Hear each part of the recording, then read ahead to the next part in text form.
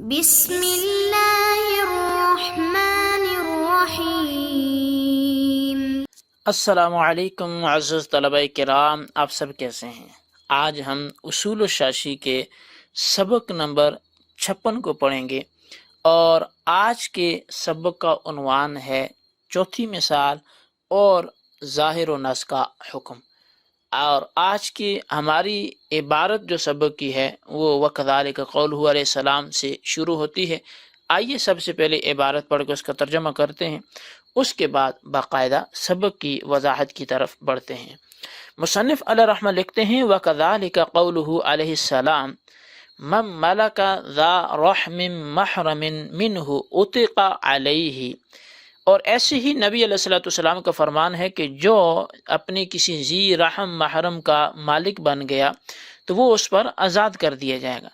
نص فی استحقاق العتق للقریب، پس یہ حدیث نص ہے قریبی رشتہ دار کی آزادی کے مستحق ہونے کے حق میں۔ وظاہر فی ثبوت الملک لہ، اور اس قریبی رشتہ دار کے لیے ملک کے ثابت ہونے کے حق میں یہ آیت ظاہر ہے۔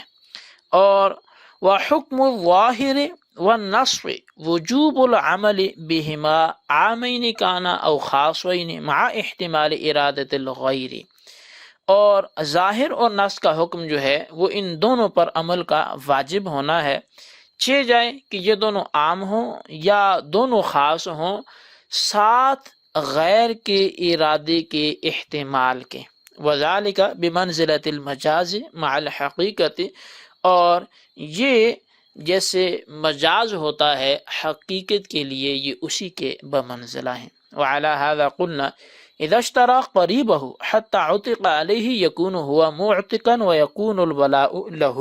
اور اسی بنیاد پر ہم نے کہا کہ جب کسی شخص نے اپنی قریبی رشتہ دار کو خریدا یہاں تک کہ اس پر آزاد ہو گیا تو وہی اس کا معتق ہوگا اور ولا بھی اسی کے لیے ہوگی۔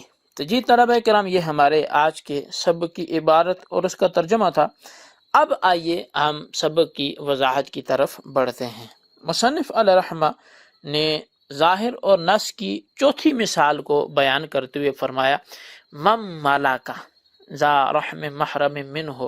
یہ حدیث پاک ہے، نبی علیہ السلام کے ارشاد ہے مَن مَلَكَ ذَا رَحْمٍ مَحْرَمٍ مِّنْهُ عُتِقَ عَلَيْهِ، کہ جو اپنے کسی ذی رحم محرم کا قریبی رشتہ دار کا مالک بن جائے گا تو مالک بنتے ہی وہ مملوک اب غلام نہیں رہے گا، وہ آزاد ہو جائے گا۔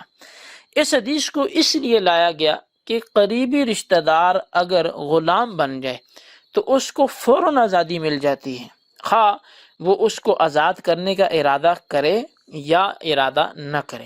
اب اس سلسلے میں یہ حدیث نص ہے، اور ظاہر اس طرح ہے کہ لفظ ملکہ سے معلوم ہوتا ہے کہ آدمی اپنے خونی رشتہ داروں کا مالک بن جاتا ہے۔ اس سلسلہ میں یہ حدیث ظاہر ہے، یعنی کہ اگر کوئی شخص اپنے مثال کے طور پہ بھائی کا مالک بن جاتا ہے، اپنے والد کا مالک بن جاتا ہے، تو اب کسی کے پاس یہ غلام تھے، اس نے خرید لیے، تو خریدتے ہی چونکہ حدیث میں ہے مَن مَلَكَ ذَا رَحْمٍ مَحْرَمٍ مِّنْهُ، جو مالک بن گیا، تو ملکہ کے الفاظ بتاتے ہیں کہ یہ مالک بن جاتا ہے، لیکن پھر آگے فرمایا کہ عتق، وہ تو آزاد کر دیا جائے گا جس کا یہ مالک بنے گا۔ تو حدیث کو لانے کا مقصد یہ ہے کہ جو بھی رشتہ دار، قریبی رشتہ دار، محرم رشتہ دار آپ کی ملکیت میں آ جائے وہ آزاد ہو جائے گا، تو اس کی آزادی کے مستحق ہونے میں تو یہ حدیث نص ہوئی کہ اسی مقصد کے لیے اس حدیث کو لایا گیا۔ لیکن مالا کا یہ بتاتا ہے کہ وہ مالک پہلے ہوگا، آزادی بعد میں ہوگی، تو ملکیت اپنے محرم پر بھی حاصل ہو سکتی ہے، اگرچہ وہ لمحہ بھر کے لیے ہی ہوگی، لیکن یہ اس حدیث کا ظاہر ہے۔ اب رشتہ دار کے آزاد ہونے کے لیے کچھ شرائط ہیں۔ رشتہ دار کو آزادی تب ملے گی جب اس میں 2 شرطیں بیک وقت پائی جائیں گی، اس کے علاوہ اس کو آزادی نہیں ملے گی۔ نمبر 1 یہ ہے کہ مالک و مملوک کا خونی رشتہ ہو، اور نمبر 2 یہ ہے کہ ان کے درمیان نکاح حرام ہو۔ اگر یہ ایسی 2 شرائط ان میں موجود ہیں تو پھر یہ شخص مالک بنتے ہی آزاد ہوگا۔ اگر ایک شرط پائی جائے اور دوسری نہ پائی جائے تو خریدنے کے ساتھ ہی خود بخود آزاد نہ ہوگا بلکہ آزاد کرنا پڑے گا۔ مثال کے طور پر رضائی بہن خود بخود آزاد نہیں ہوگی کیونکہ شرط اول خونی رشتہ نہیں ہے۔ اسی طرح چچا کی لڑکی آزاد نہ ہوگی کیونکہ شرط ثانی یعنی نکاح کا حرام ہونا نہیں پائی جاتی۔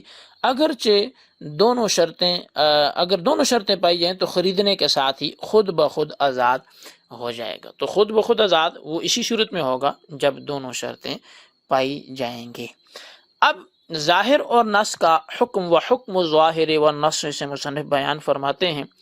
ظاہر اور نص کا حکم یہ ہے کہ وجوب العمل بہما عامین کانا او خاصین مع احتمال ارادت الغیر، کہ یہ دونوں عام ہوں یا خاص ہوں، ان پر غیر کے احتمال کے ساتھ عمل کرنا یہ واجب ہے، یہی ان دونوں کا حکم ہے۔ اب ظاہر اور نص کے حکم کے قطعی اور ظنی ہونے میں ائمہ کرام کا اختلاف ہے۔ آئیے اس کی کچھ تفصیل کو سمجھنے کی کوشش کرتے ہیں۔ ظاہر اور نص کے قطعی اور ظنی ہونے میں دو مذہب ہیں۔ ان دو مذہبوں کے اختلاف کا مدار اس بات پر ہے کہ جب کسی امر میں غیر کا احتمال بلا دلیل پایا جائے تو اس احتمال کا اعتبار ہوگا یا نہیں ہوگا۔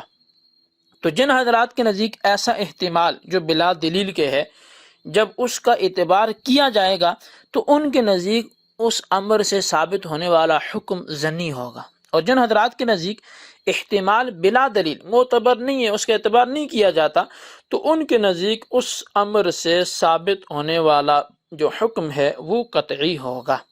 اب دونوں مذہب کے حوالے سے وضاحت ملاحظہ کیجیے۔ پہلا مذہب امام کرخی، امام ابو بکر خصواص اور قاضی ابو زید کا ہے۔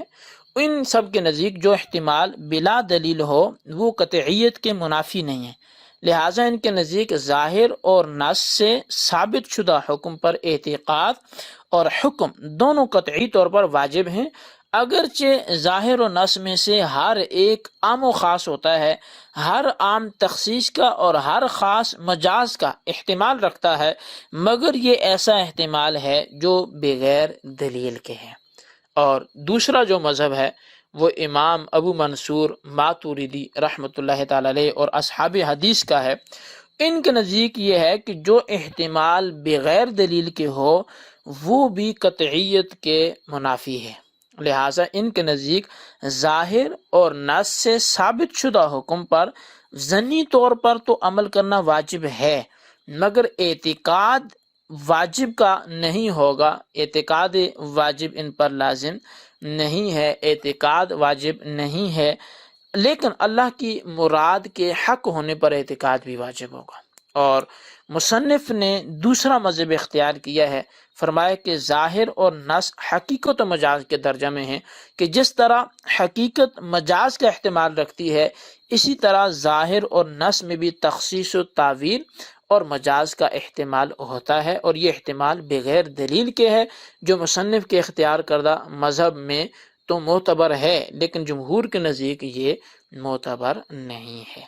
آج کے سبق کے حوالے سے آخری کڑی اگر ہم اس کی طرف بڑھیں تو مصنف وعلا ھذا قلنا سے اسی ضابطہ پر کہ ظاہر و نص پر عمل کرنا واجب ہے ایک مثال پیش کرتے ہیں۔ نبی علیہ الصلوۃ والسلام کی حدیث پاک ہے، نبی علیہ الصلوۃ والسلام نے ارشاد فرمایا من ملک ذا رحم محرم منہ عتق علیہ۔ آپ وضاحت سنائے کہ جو کسی ذی رحم محرم کا یعنی اپنے قریبی رشتہ دار کا مالک بن جائے گا تو وہ اس پر آزاد کر دیا جائے گا۔ اب اس حدیث میں لفظ ملکہ سے قریبی رشتہ دار پر ملکیت کا ظاہر ہونا ثابت ہے، اور اسی قریبی رشتہ دار کے لیے آزادی کا ثابت ہونا نص ہے، لہٰذا ظاہر اور نص پر عمل کے واجب ہونے کی وجہ سے اولاً قریبی رشتہ دار پر ملکیت ثابت ہوگی، پھر فوراً اس پر آزادی کا ثبوت مرتب ہوگا۔ اس قریبی رشتہ دار کو خریدنے والا معتق اور قریبی رشتہ دار معتق کہلائے گا، یعنی معتق اس کو بولتے ہیں جو غلام کو آزاد کرے، اور معتق اس کو بولتے ہیں جو غلامی سے آزاد ہو۔ تو لہٰذا اگر یہ مالک نہ بنتا تو یہ معتق نہ کہلاتا، اور اگر وہ مملوک نہ بنتا تو وہ معتق نہ کہلاتا. تو یہ معتق اس لیے کہلا رہا ہے کہ یہ پہلے مالک بنا ہے، اس کے بعد آزادی دی جا رہی ہے. وہ معتق اس لیے کہلایا جا رہا ہے کہ وہ پہلے اس کا مملوک ہوا ہے، پھر اس کو آزادی ملی ہے. اور آزاد شدہ کی ولا جو ہوتی ہے میراث، اس کے مرنے کے بعد آزاد کرنے والے کے لیے بھی ہوتی ہے. تو لہذا یہاں یہی قریبی رشتہ دار جس نے اس کو آزاد کیا، یعنی کہ اس کے سبب سے آزاد ہوا، نہ یہ خریدتا نہ وہ آزاد ہوتا، تو وہ اس کی جو ولا ہوگی معتق کی، وہ اسی معتق کے لیے ہوگی. جی طلبا، یہ ہمارا آج کا سبق تھا. آج کے سبق میں ہم نے ظاہر و نص کی چوتھی مثال کے ساتھ ساتھ ظاہر اور نص کا حکم اور اس پر مثال، اور بالخصوص ہم نے ایک اختلاف بھی پڑھا، اور آخر میں ہم نے ایک ضابطے پر ایک مثال کو پیش کیا کہ ظاہر اور نص پر عمل کرنا واجب ہے. اس پر ہم نے مثال پیش کی. اس سبق کو خلاصتاً اپنے رجسٹر پر نوٹ کریں، بالخصوص ان سوالات کے جوابات دیں. سوال نمبر 1 یہ ہے کہ رشتہ دار کے آزاد ہونے کے لیے کیا شرائط ہیں، تحریر کریں. سوال نمبر 2 یہ ہے کہ ظاہر اور نص کا حکم بیان کریں. اللہ تبارک و تعالیٰ سے دعا ہے جو کچھ ہم نے پڑھا سنا اسے یاد رکھنے کی توفیق نصیب فرمائے. آمین بجاہ النبی الامین صلی اللہ علیہ وسلم.